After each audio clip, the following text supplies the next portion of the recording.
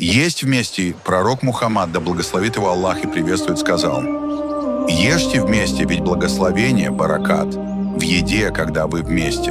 Ибн Маджа. Смысл привычки. Баракат.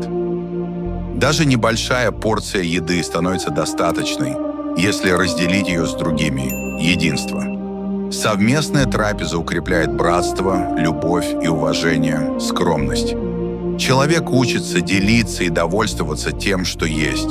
Практическая польза, психологический комфорт, еда в кругу семьи и друзей снимает стресс и тревогу. Социальная связь трапезы объединяет людей лучше любых слов. Воспитание: дети учатся культуре, уважению и благодарности. Вывод: есть вместе — это не только про еду, но и про сердца. В этом сунна, баракат и укрепление братских уз.